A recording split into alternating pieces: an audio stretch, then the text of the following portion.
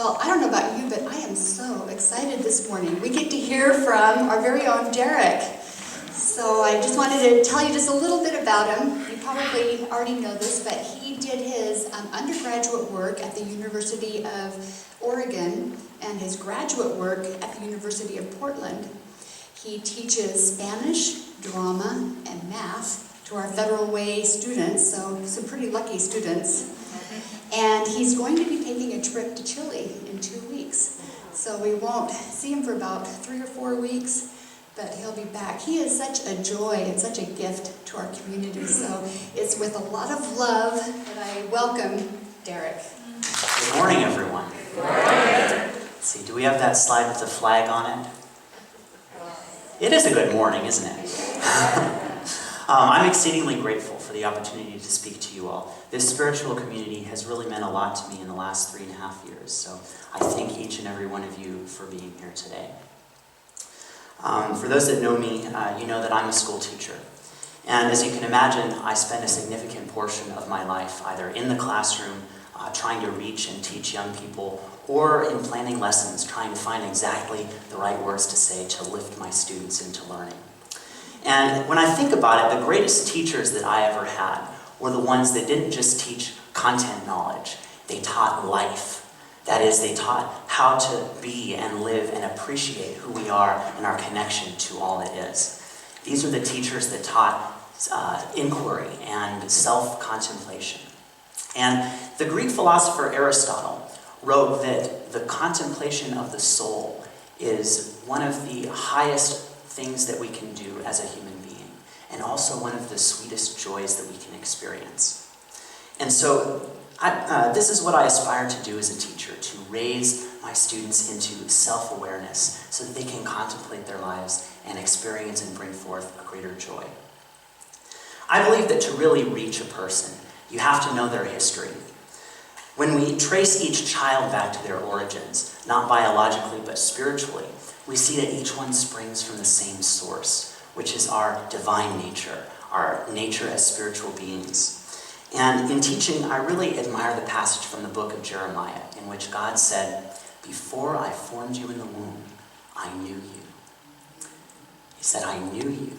And this is to say that in each child and in each person, there is that seed of self-awareness that when we give into our spiritual practice and pursue higher learning, this seed may be brought to fruition. And so this is why I aspire to be a teacher, and also why I accepted the honor of speaking with you today, that I might share maybe some of the joys and sweet contemplations that make up my life. And so, can we get the next slide with the... there we go. So, ladies and gentlemen, brace yourselves. This is a history lesson.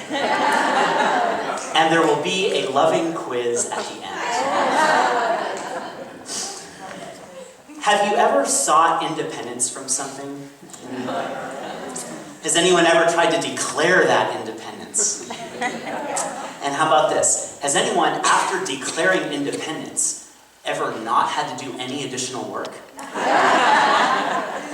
You see, we make these declarations in our lives all the time. We say, "Oh, I'm going to be free of debt," or "I'm going to be free of this addiction or that fear," or "I'm not going to associate with those people anymore." But how easy is it really to integrate these declarations into our livelihood and make them part of our nature? In Unity especially, we rely on positive affirmation and prayer in order to affirm the direction that we want our lives to go. And we may use gratitude when feeling frustrated, saying something like, "I'm so grateful for that difficult person in my life and what they're teaching me, because I'm so ready to be free of the need to feel frustrated with them." I think we can all relate to that. I revere the story of the little engine that could, because it's only when we persist in applying these affirmations to our lives in the face of discouragement, in the face of our attachment to our current patterns, and in spite of that voice inside which says, "That's not me, I can't do that." It's only when we ride these declarations to completion that we then become who we are seeking to be. And I believe that this is fundamentally a spiritual issue. These declarations are our intentions, and they come from the soul, trying to express and involve itself through us and through our experiences. These history lessons have a divine purpose. And so, as we look forward this week to the 4th of July, we're reminded of the declaration that our founding fathers put forth at the birth of our country, that we would be an independent nation, that we would liberate ourselves from foreign rule and seek to achieve what we knew we were capable of all along. Life, liberty, and the pursuit of happiness. Yes. Now, does anyone remember in what year the Declaration of Independence was signed? Yes. 1776 is correct. The Declaration...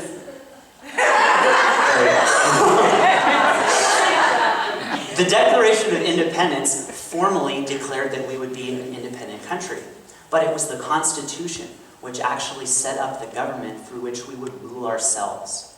Does anyone know in what year the Constitution was put into effect? It was June 21st, 1788. 1776, 1788. That's a big gap. And so the big question for us is, what happened during that 12-year gap between declaring our independence as a nation and then coming to live it fully as a people united in liberty? And so maybe in learning the history of how our nation was able to achieve this as a whole, we may then become more enlightened in staying true to these declarations in our own lives. In seeking this truth, we must first acknowledge the pursuit of liberty to be an esteemed part of our cultural heritage. At the very beginning, we were a nation of immigrants who left their countries in search of greater opportunities, of religious freedom, of political freedom. And this is what would become to know as the American dream. Then, in the 1800s, this dream was most fervently felt in the image of the frontier. The idea that when we were discontented with our place in society, there were millions of acres out west that we could expand and pursue our own independent lifestyle. And the people that did this were the pioneers. They were the fur trappers and the farmers and the explorers that not only set out to pursue their liberty, but also took on the responsibility and the risk involved in being out there in the Wild West. And so, if you can imagine, the work of being a pioneer involved an incredible amount of risk and vulnerability. And in today's society, we feel that same spirit in what we know as entrepreneurship. The idea that if you're not content in your current job, that you can break off and form your own enterprise, and you can become your own employer. But again, we see that there's a great amount of risk and work in order to secure that liberty that we're seeking. And in the same way, when we try to declare ourselves independent from those negative patterns that rule our lives, or the people or the occupations which bind us in frustration, there's a tremendous amount of risk and vulnerability and indeed responsibility that is needed in order to secure our liberty in a way that is practical and whole. And in my career, I find that students, particularly teenagers, crave autonomy. They don't like being seen as in need of anything. And I learned early on in my career never to walk up to a student and say, "You need some help with that?" Because they're not going to say yes. They have a cultural legacy of fighting for their independence and their right to do it themselves. And I found that a greater thing to do, a more successful thing, was to simply acknowledge what my students were doing and then ask guiding questions so that they could begin to rationally understand what it is that they're doing, this task, and then also make observations about themselves as learners. And so, whether it's children in schools or citizens in a nation, we recognize that declaring our liberties or declaring our worldly or divine capacities doesn't make them an immediate reality in terms of being free from the work and responsibility involved in living to our soul's potential. One clear example of this is marriage. Now, I personally have never been married, but I've also never come across a couple who, after being pronounced married, haven't had to do any additional work. Does anyone else? Okay, but that's okay, because as long as we declare, we make that declaration, we can at least start with that and see change and evolution take place.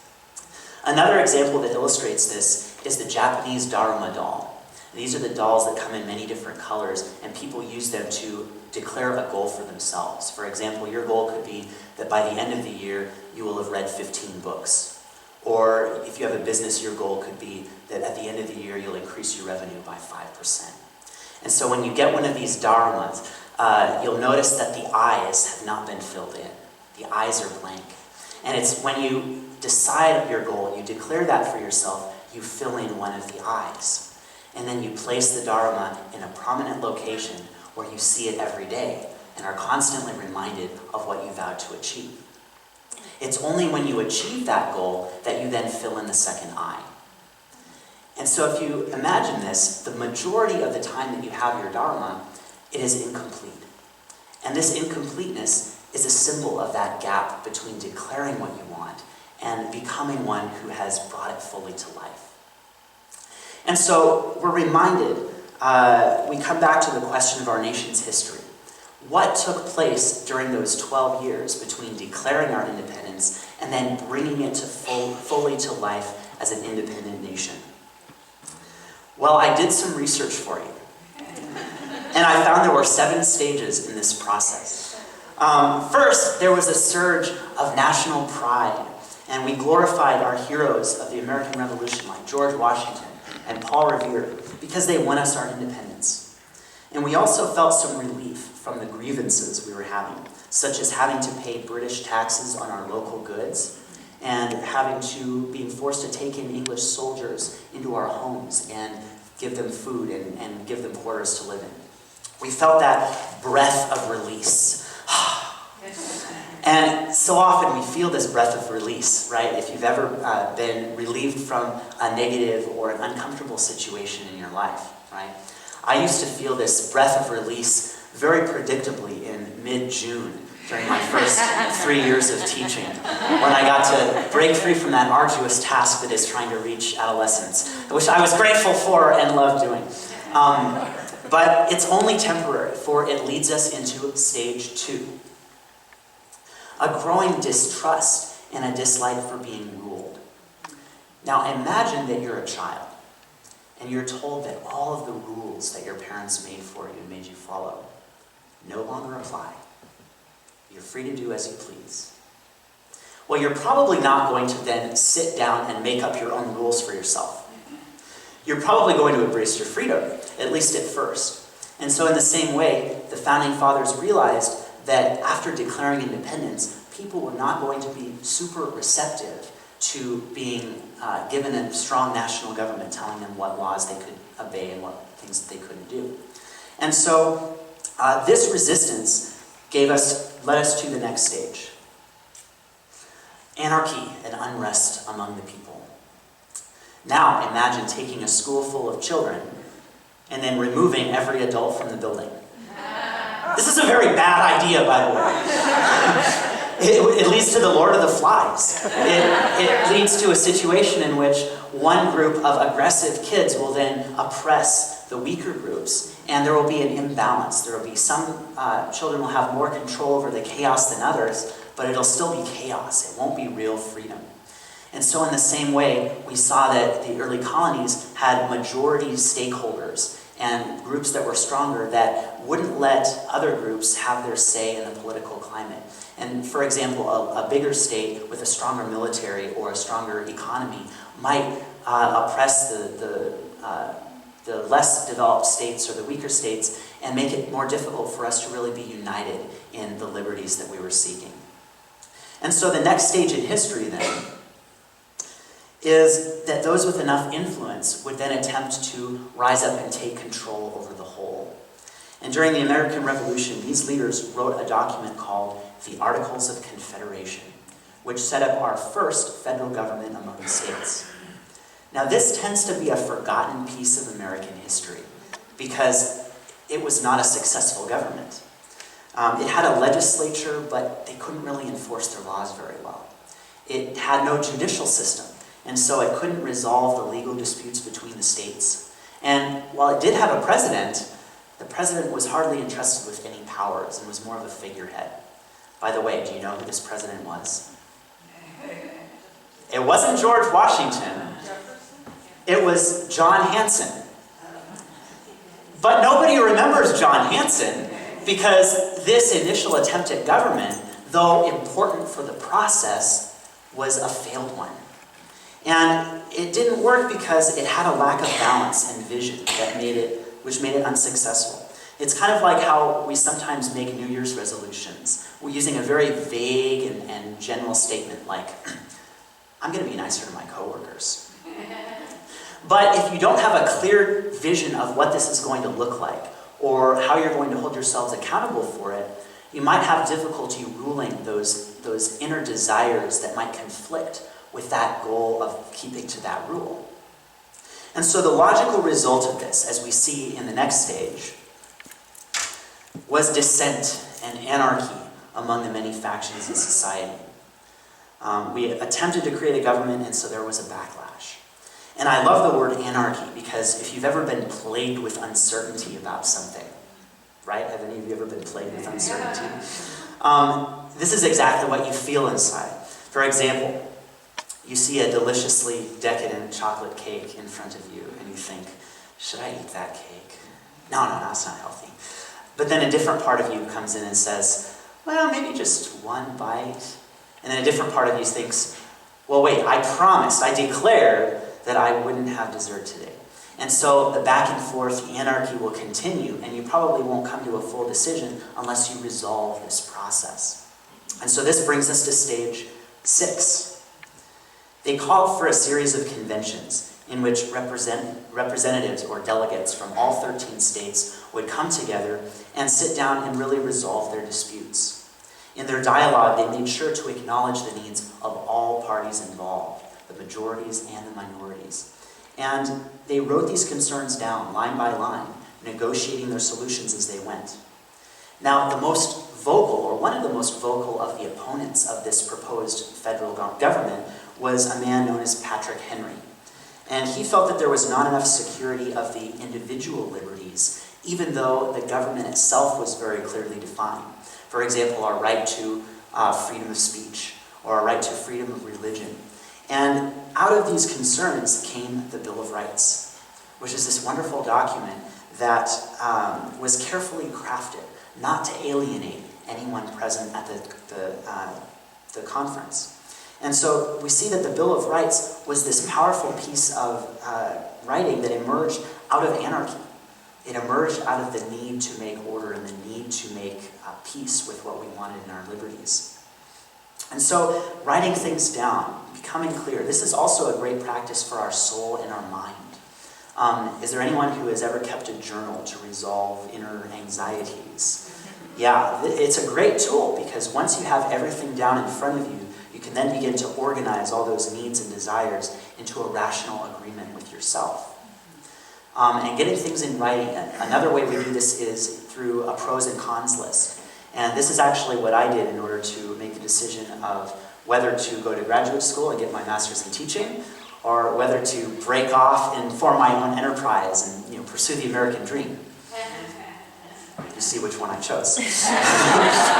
And so, the logical, let's see. And so we come to the final stage. A written agreement that is practical. The writers of the Constitution gave us what we might think of as a reframed declaration, one that not only affirmed our independence, but also guided our responsibilities as we set out to govern ourselves. Now, the meaning of the word Constitution is just nature. To ask what is the Constitution of our country is to ask what is its nature. How is it established in the balance between laying down laws and building up liberties? And in this lesson, we may also ask, what constitutes the soul's nature?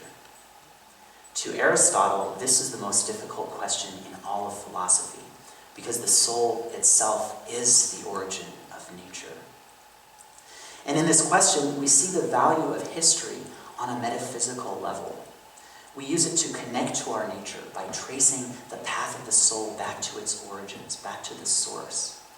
And if we understand national consciousness as a pattern for individual consciousness, then this mythos, this grand narrative of our country's origination, then becomes a model for us for the pattern of spiritual development that lies in each person.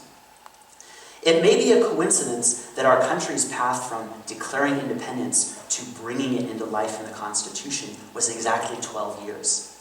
But 12 in unity is the number that represents the spiritual fulfillment of a process. It didn't happen all at once. It took 12 years of anarchy and failed attempts at ruling ourselves before we could finally bring that process into completion and call ourselves free. And I believe this is the spiritual message for us. So often we're too impatient to follow through with our declarations to completion. And even though we may free ourselves from one situation, we find a new situation with that same old pattern, right? Even though we may break away from one relationship, we find the same relationship with a new face. Or even though we may flee from our tight quarters, we'll find the same claustrophobia in a new room. And so to make the soul's declaration successful, we need to embrace the process and ride our history through every step of the way. Cerny, will you give us that song? And we'll go to the blank slide. One of the things that really inspires me about the American Revolution is how before 1788, people would begin a sentence with the phrase, "The United States are," as in the United States are my home. But after 1788, people began to say, "The United States is." We literally, in our speech, became one united consciousness. Isn't that powerful? And yet, even during this process, there were times in which the 13 states wanted to be independent from each other. You see, for us, it's easy to want to take off on our own and seek that freedom to live as we please beyond the frontier. But in the end, the states found it mutually beneficial to stay united, and indeed redefine their unity in a way that affirmed the liberties that they were seeking. There's an author called Jeremy Rifkin who wrote that in addition to the American dream, there's another dream, one of freedom not through independence, but through interdependence. A dream that being integrated with others doesn't restrict our freedom, but amplifies it, as we see that each connection we have to another person is a channel where countless opportunities can come into our lives that we are then free to pursue. And in a healthy marriage, we see our liberty not hindered, but increased through the union of two people and their families and their social circles that bring us those connections. And in the classroom, students come to see that asking a question isn't a sign of neediness or of ignorance, but a sign of strength and freedom to participate in a greater circle of learning. Both dreams are needed for us to reach life, liberty, and the pursuit of happiness.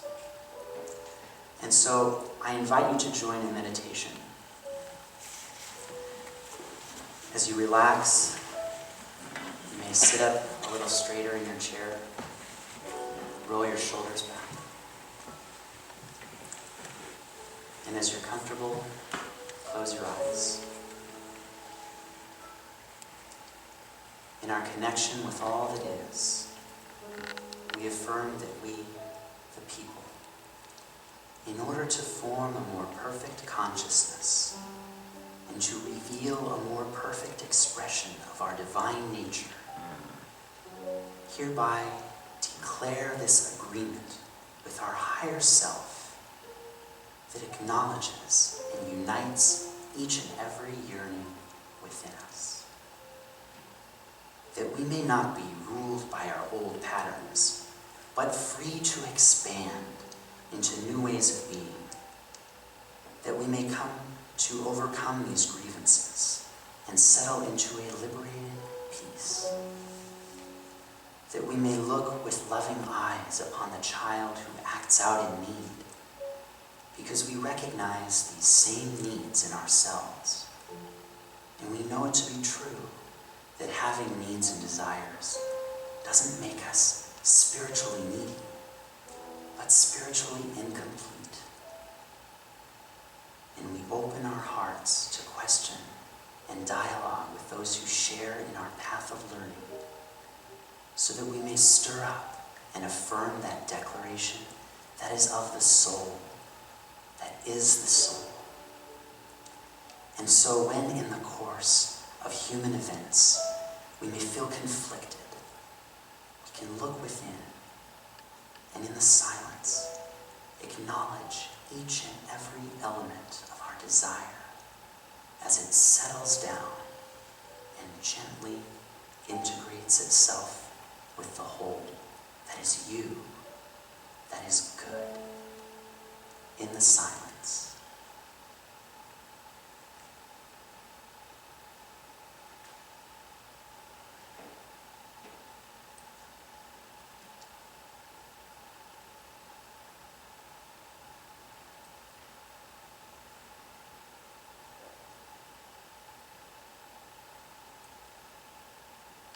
The soul's declaration is our ability to create and nurture the world, the nation, the home, and the person we desire to become, in order for us to express and evolve the constitution of our being, which was in our very nature from the beginning. God said, "Before I formed you in the womb, I knew you." He knew you. He declared you, and he made you a spiritual pioneer so that you might dream of the freedom that comes from self-contemplation and the wisdom that comes from oneness with others. And in living in this awareness, we give thanks for the sweet liberty that is knowing we are a carefully crafted declaration of the divine. Thank you, God. And so it is. Amen.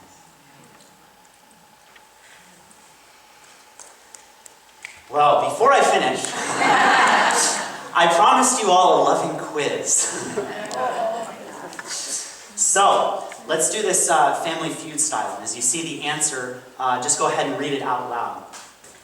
Ladies and gentlemen, in what historical document do we find the phrase, life, liberty, and the pursuit of happiness? Thank you. Number 2. Who was the president under the Articles of Confederation? John Hanson. And number 3. In what year was the U.S. Constitution put into effect? Give yourselves a round of applause.